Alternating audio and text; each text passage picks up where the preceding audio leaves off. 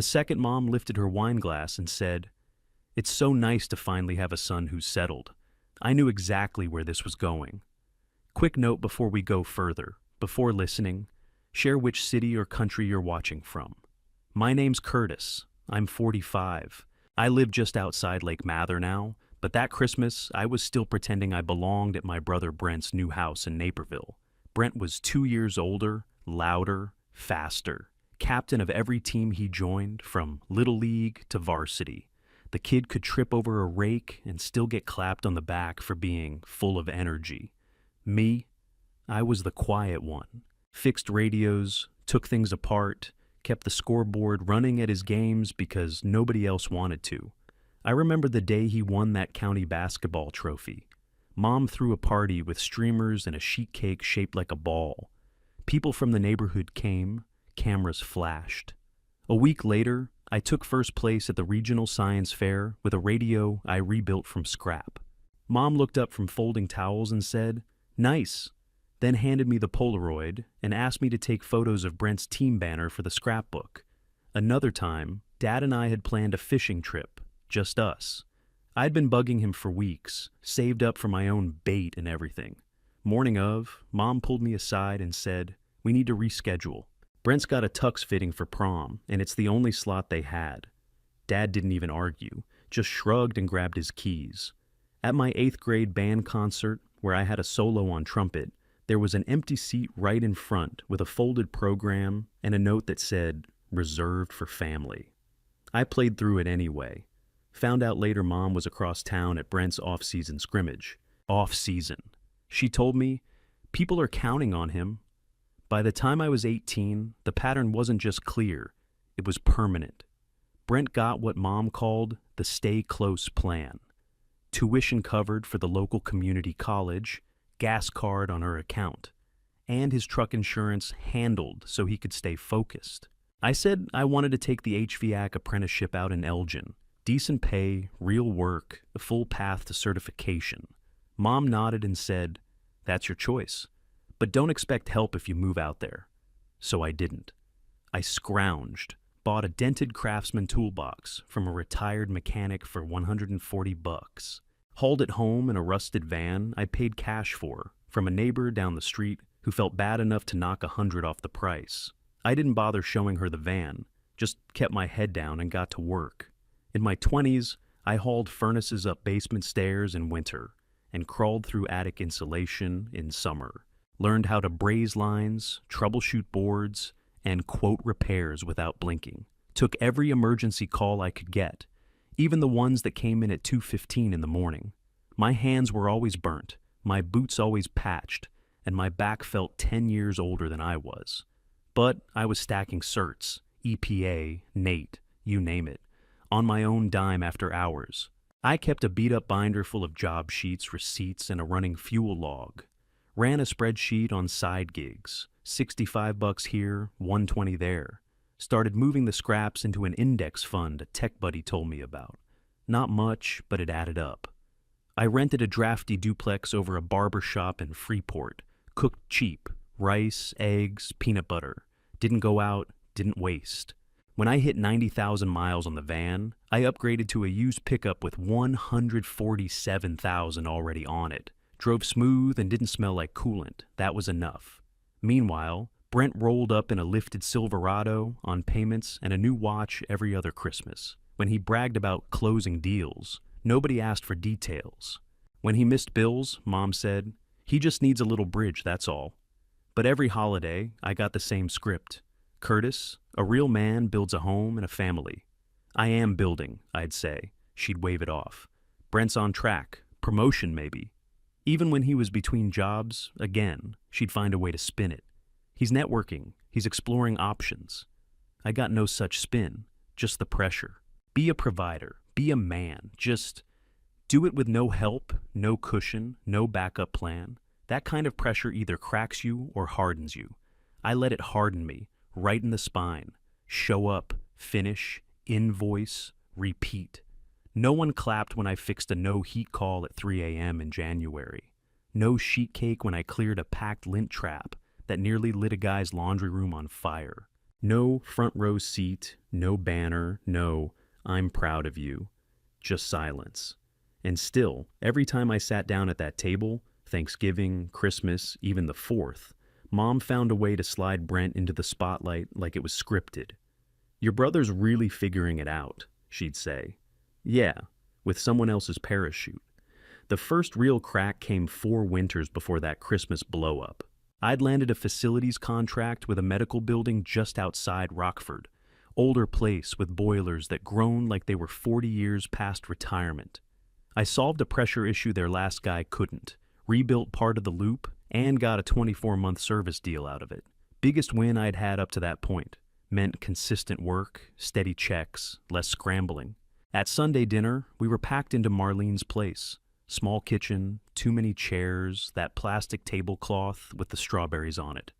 People were halfway through green bean casserole when she turned to me and said, "So, Curtis, I heard you got a big job. What kind of building?" I blinked. It took me a second to register someone was actually asking about my work. "It's a 3-floor medical center," I said. "Older system. Boilers were stuck running hot, so I adjusted the control board and repiped a bypass, signed a long-term service contract."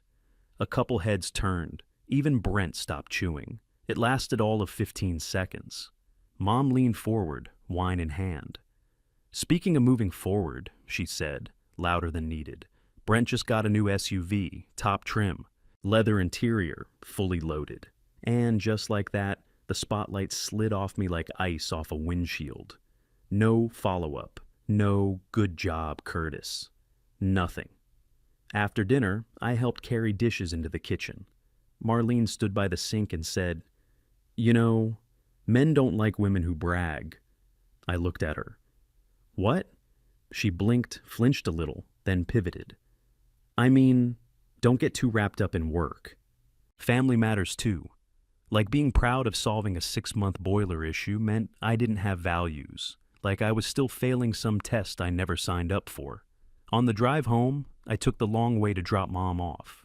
She buckled in, sighed, then launched into it.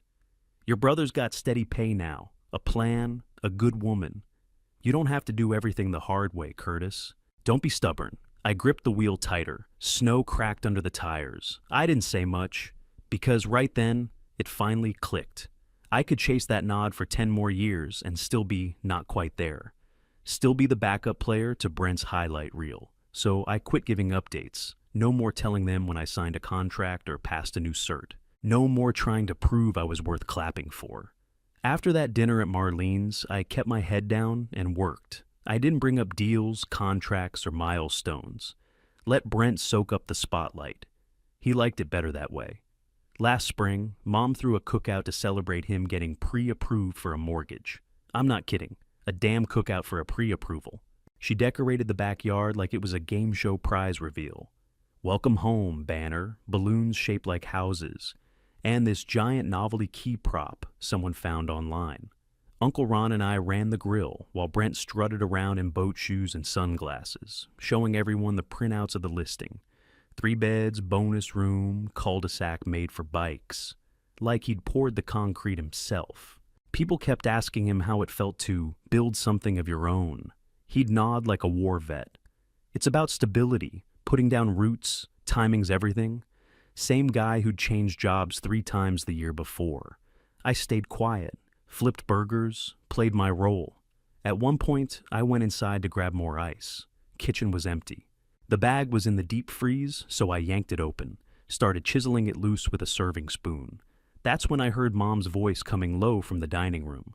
"You're sure it's that much?" Paper shuffling. Her glasses must have been halfway down her nose. Brent sighed loud, like the whole weight of adulthood had landed on his neck. 12.5 short on closing. The truck payment's high, and the credit cards are almost tapped. I froze. He went on. "If you could just float me something, maybe from the IRA, just this once. Once my commission hits, I'll square it." I inched closer, peeked around the corner. Paperwork was spread across the table. Loan docs, bank statements, sticky notes in her handwriting. Brent sat slouched with a bottled water, like he was about to ask for a kidney. Mom said, "I'll see what I can move. Maybe some from my card too, if I can push the payment." I stood there holding the ice bucket, same hand that once held a bounced rent check. When I was 26, I asked that same woman for $300 to cover a security deposit, after I had already landed a steady HVAC job. She looked me dead in the face and said, "You're grown now, Curtis. Stand on your own 2 feet." I held on to that like gospel, scraped, saved, slept in my van one winter because I thought needing help meant I'd failed. And here she was, ready to drain retirement and stack debt for a guy wearing boat shoes and begging for 12 grand. I set the ice bucket down, walked out the sliding door like nothing happened. Ron passed me a pair of tongs. "We need more cheese slices out here," I said, on it. And I smiled. I smiled like the sun was finally hitting both sides of my face. That night, after the cookout, I went home, turned off my phone, and opened every account I had. Years of overtime, emergency calls at ungodly hours, brown bag lunches, patched boots, no vacations. It was all right there, spread across a Roth, a brokerage, a plain old savings account I opened when I was 22 and still sweating through crawl spaces. The numbers weren't flashy. They weren't the kind you show off on a beach in Mexico, but they were real. For months I'd been quietly looking at listings out in Lake Mather, a lakeside town about an hour and 15 from the city. Quiet roads, old ranch houses, actual garages with concrete floors and enough ceiling height for proper shelving. Taxes were sane, yards had trees. Nobody cared if your truck was 10 years old as long as you kept your lawn mowed. One listing had been sitting for 92 days, a weathered 3-bedroom with a cracked driveway and a 24 by 28 garage. The siding needed paint, half the gutters sagged, but out back was a stand of birch trees and a view of the water if you stood at the right angle. The agent said, "It needs love." I said, "Good." I met with a local planner, spread my papers out on his desk like a deck of cards. Property tax, insurance, projected maintenance, remodel costs for the garage shop, and my reserves. He looked at it all, tapped his pen twice, and said, "You can pay cash and sleep fine." So I did. Wires from accounts. I had grown one busted water heater and one broken igniter at a time. On key day, I stood in the living room alone. Baseboard heat ticked like a metronome. I could hear the soft slap of lake water against rocks through the window screen. Something in my chest unclenched. I only told Tessa. She didn't say wow or ask how much it cost. She just showed up with a red toolbox and a trunk full of plants she swore could survive nuclear fallout. We spent 2 weekends gutting the kitchen, scraped up old linoleum, patched drywall, pulled out screws so rusted I had to use pliers. She set up shelves in the garage while I labeled bins. We argued about where the couch should go, centered on the window or angled toward the TV. "You can't face the couch away from the lake," she said. "I'll see the lake when I'm outside," I told her. "Inside's for peace." She looked at me. "So's a view." We split the difference. By the 3rd weekend, she brought over coffee and a bag of knobs for the kitchen cabinets. "These look like something you'd pick." I said, "Why? Because they're plain?" She grinned. "Because they work." I told her I didn't want a house full of showpieces. I didn't want matching signs above the mantel or coordinated candles for every season. I wanted one thing in my life that no one could turn into a damn stage. She didn't say anything to that, just kept screwing in knobs like it made sense. And for the first time in a long time, it actually did. By December, the house was mostly in shape. New paint, working cabinets, garage shelves labeled and lined. I could finally breathe in the place. I would have been fine spending Christmas alone, but Tessa said we should go, just to show face. "Go, eat the ham, keep your coat on, and say nothing stupid," she'd joked. Brent's Christmas setup looked like a damn catalog cover. White lights everywhere, cinnamon candles burning in every room, coordinated stockings hung with gold clips, his initials stitched in perfect cursive. Even the serving spoons matched. I parked 2 houses down and walked up slow. Brought a good bottle of bourbon, kept my coat on the back of the chair, sat quiet, nodded at the right times. People asked questions. I answered in short phrases. Mom moved through the house like a general marching the field, grabbing napkins, straightening place settings, giving Brent these proud little side-eye glances like he'd won something for all of us. Mid-turkey, she tapped her wine glass with her fork. "I just want to take a second to appreciate Brent," she said, beaming. "He's finally got stability. A home, a plan, something to be proud of." Then she turned. "Curtis, when are you going to get serious?" Brent didn't miss a beat, smirked, mouth half full. "Can't rent forever, man." I swallowed, set down my fork, voice flat.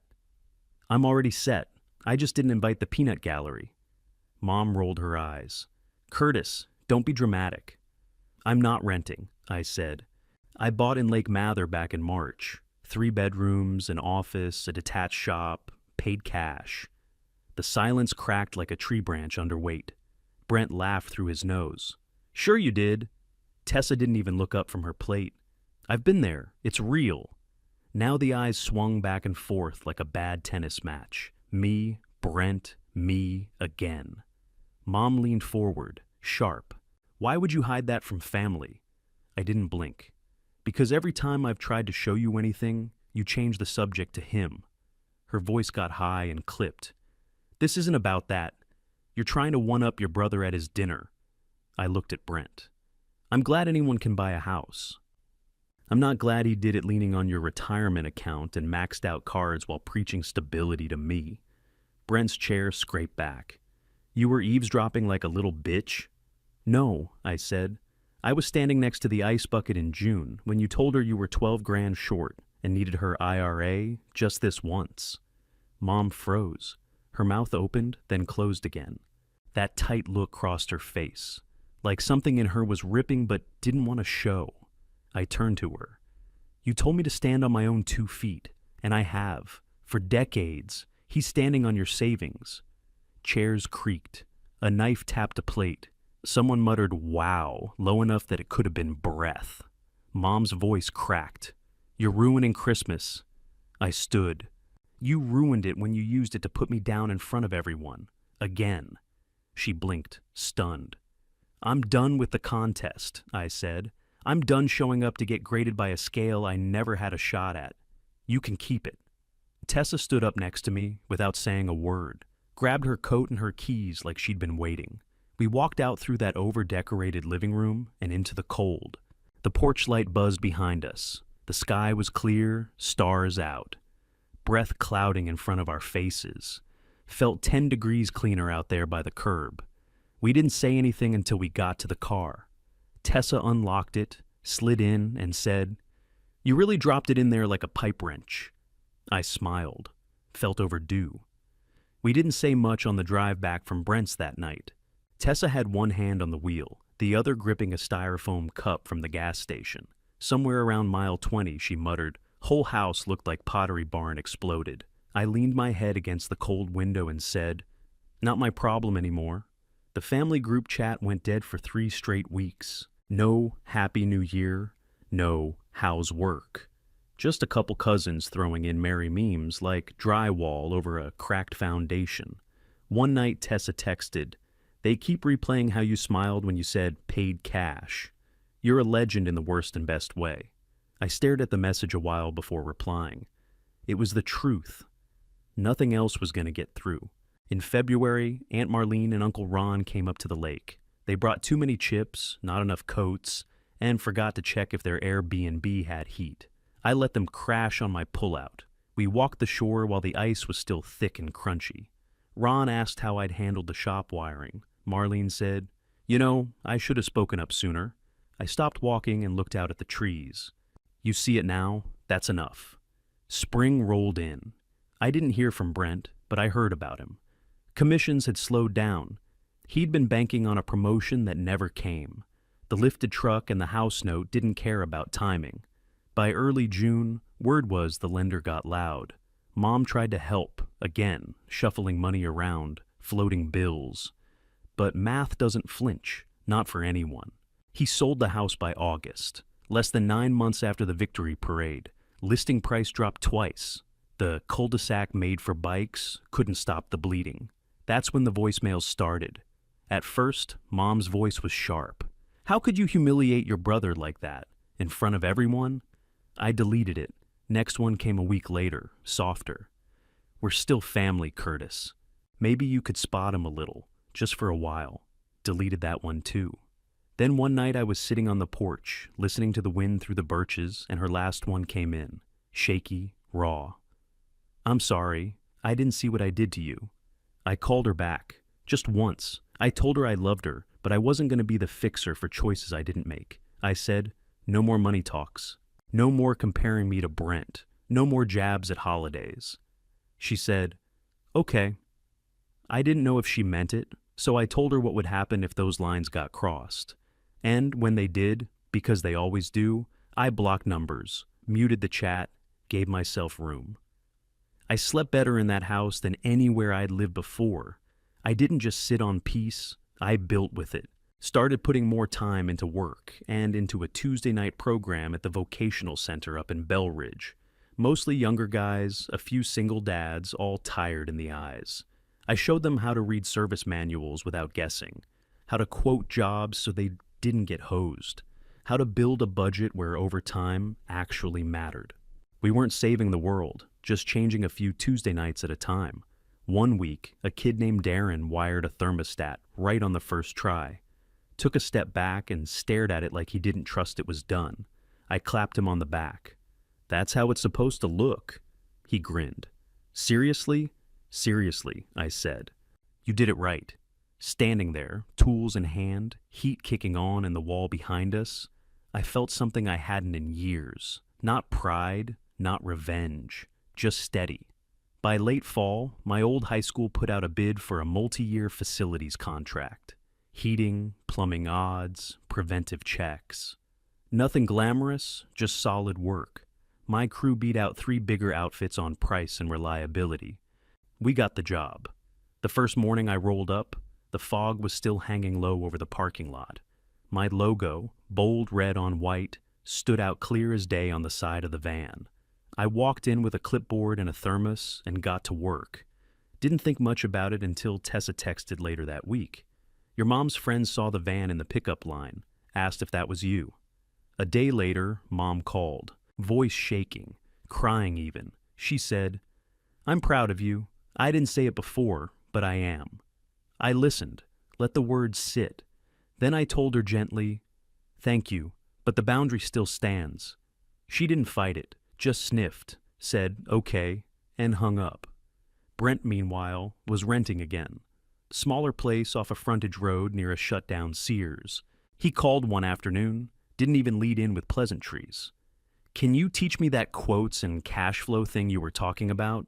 Just the basics. I paused. There's a free workshop at the center on Tuesdays. I can point you there. They'll walk you through it. He didn't like that answer. I could hear it in the silence that followed, but it was fair. And I didn't know him more than that. Thanksgiving, I hosted. Tessa brought cornbread. Ron and Marlene showed up with paper plates and cheap wine. I invited 2 guys from the shop, one just out of a bad divorce, the other between jobs. No speeches, no pressure, just chili, football, and stories about cracked heat exchangers and leaking pressure valves. No one had to prove anything. No one had to be the golden child. I didn't crush anyone. I didn't run a victory lap. I just stopped letting other people write me as the background character. That was enough. If there's revenge in all this, it's not loud. It's not a scene. It's not a speech at a table. It's me building a life in plain sight and letting the truth do the talking. They're welcome to visit. If they can show up without tearing me down, the door's open. If not, I'll be out back by the birches, putting up another shelf in the shop, running wire, or maybe just drinking coffee with the door cracked open. Either way, I'm sleeping good at night.